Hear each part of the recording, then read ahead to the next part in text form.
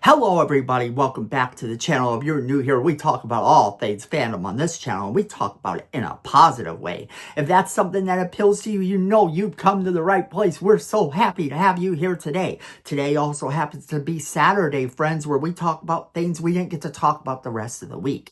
And Supergirl is on its way. That's right, Supergirl is almost here. And I thought we would talk a little bit about whether or not this film is going to be a success. So let's jump right into it. Alright, so when it comes to whether or not a film is a success, that actually depends on you. That depends on you, the viewer that enjoys the film. You see, they have to make money, of course, in order to get more sequels to whatever film it is. But when you have a film like the Supergirl franchise, that is part of the Superman franchise, that is part of the DCU, I think it's obvious we're going to get more of them, whether or not fans relate to this one or not. Now, here's where it gets difficult, because I know a lot of people have recently read a lot of things about her dietary habits within this film. Now, whoa, because we're not going to talk about that. And we're not going to talk about it because it's not worth our time.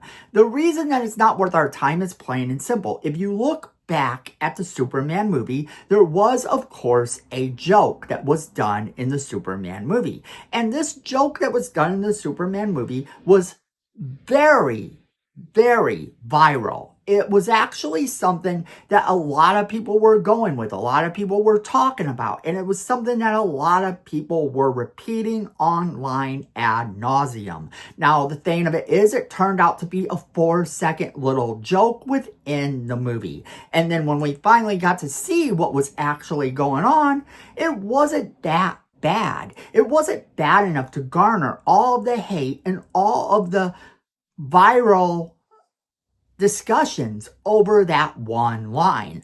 And we're not going to get into what that was either, because if you know, you know. And the thing of it is that this dietary scene that people are talking about is kind of in the same vein as that. I'm sure it's in there, at least from what we've heard, but it's not important to the plot. This is not who the Supergirl character is. Whatever the reason for this is, it might be a joke, it might be something that's done. And that's kind of the thing. We don't know the context in which the scene is done, and therefore we have no reason to criticize it at this time. Because whether or not this film succeeds is going to be dependent on the critics. But not entirely, because critics can outright hate something, and if the fans like it, it's a success. If the fans want more, the fans say they want more, and we get more. And that's the thing to remember. So when we're looking at this film, it's not about whether or not it is going to be a critical success. It's whether or not it's going to be a success with the fans. And so far, the trailers have been great. The Lobo scenes look amazing. The Lobo scenes look great. Oh, and by the way, we have to talk about Lobo for a second, because Jason Momoa has said that he wants to do a standalone Lobo film, but he wants it to be rated R. Now, I'm 1000% down for this, because I do believe that Lobo is sort of like the DC version of Deadpool in terms of the whole language and all of that he uses within his comics. I could definitely see them playing into that vibe with Lobo. So it's exciting to see what happens there, and I'm down 1000% for a Lobo standalone movie.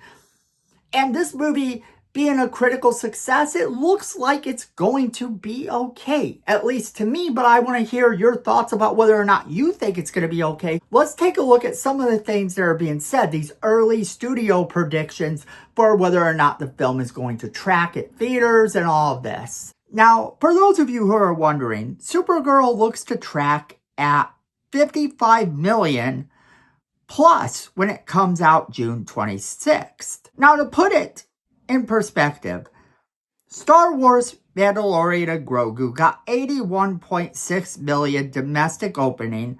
Thunderbolts got 74.3 million domestic opening. And that's okay. what we have to take into account here is that the box office is a rather unpredictable thing. And right now, when people are talking about what the speculation of the box office is, you should really pay no attention to that. Sure, you want to know what the movie is looking like it's going to do, but that's more of a whatever type of thing. That's more of a prediction. And when it comes to predictions, they of course can be wrong. The movie could track to be 10 million and earn over 50 million. It's that simple. It doesn't matter what the official tracking for the movie is. It matters what the movie does at the box office. Now, we also know some other things about this movie that we're going to take a look at, because this movie also cut a bunch of footage out. So the movie runs 107 minutes, and this is down from 2 hours and 5 minutes in the January test screenings. This makes it the shortest DC film since 2020. And get this, the film saw 10 test screenings with 3 different endings and 3 different composer changes before it locked in its final version. Now, I think this is a very good outlook for the film, because honestly, if they took this amount of time to try to figure out how they were going to do this film, it seems like it's a good thing. It seems like this is going to be worth watching if they take that time to actually do that. If they take the time to actually look at a film and decide how they're going to handle it and how they're going to make it the best possible film, then yeah, then the test screenings matter. Test screenings are important only for the sole purpose of gaining that audience sort of viewpoint. What is the audience like better? Do they like this or this? Think of the test audiences like an eye exam. Is this better or is this better? Is this better or is this better? That type of thing is really all it is. What do you like better in this movie? And so far, the reviews for this movie from those early test screenings have been positive. People have been saying that it's going to do good. They like the direction of the movie. And that excites me a little more, because this movie isn't that far out now. And it looks like it's going to be a lot of fun. Sure, there's going to be some jokes. And this is not on James Gunn. Despite what people say, this is not on James Gunn. James Gunn did not come in and write this script or rewrite it. He had some discussions with the director about different things. That's acceptable because he is the studio executive in charge of DC Films. So that is the thing. Him and his partner in all of this, Peter Safran, are in charge of DC Films at Warner Brothers. Now, that makes them important players in the game, but it doesn't make them the writers of everything, despite what you hear. A lot of people are running with this as a James Gunn film. This is so not a James Gunn film. And in fact, I haven't seen a lot of James Gunn type of behavior in it. Sure, you can argue that James Gunn tends to lean into the jokes. Does that mean that a movie that has jokes is automatically a James Gunn movie? I don't think so. But this is the thing about this. This movie, if it's a success, is going to be a success. If it's a failure, people are going to blame James Gunn. That's the sad truth of it. And James Gunn is just the head of DC Studios. Right now, he's the head of the DC Studios brand at Warner Brothers. So, of course, he's going to talk to the director. He's going to make suggestions. They're going to have debates. But ultimately, you can't expect that a lot of this movie is James Gunn inspired, because it isn't. It's not going to be, and that wouldn't make any sense.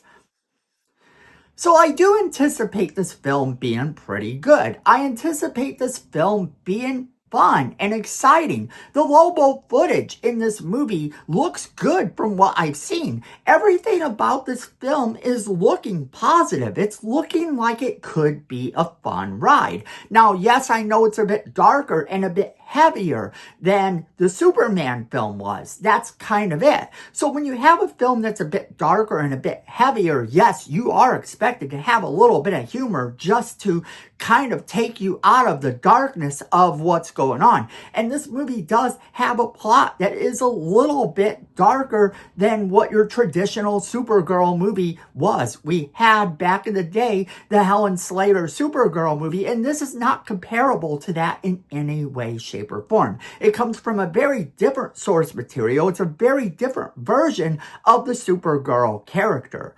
And that's important to realize too. So when we're looking at this and we're taking it all in, I personally think that this might actually be a successful film. And if it's not successful by all standards, then okay, it doesn't have to be the most amazing film ever.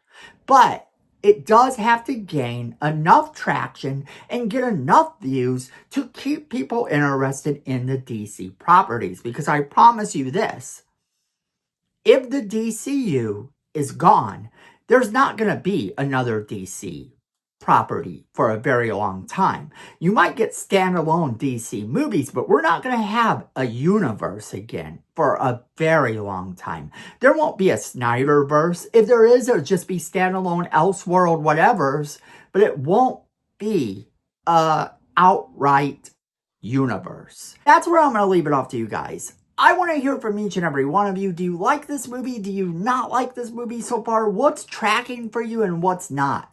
And remember to keep it clean and to keep it nice. We are all fans at the end of the day, and I still want to hear your opinions though. So share your comments with me, and then make sure you share this video with all of your friends so they could share their comments as well. And then if you like positive content and you want more of it and you don't want all the negativity when it comes to your fandom, then you gotta let the algorithm know that. You gotta let them know that by hitting that like button. So hit that like button so you can tell the algorithm you want more positive content when it comes to your fandoms. And if you like our channel personally, you know what to do. Go ahead and hit that subscribe button and that notification bell right next to it so you never miss a single video we do. Because there are so many fandoms we get to talk about, and I can't wait to talk about every single one of them with you because I know it and you know it. Fandom is family.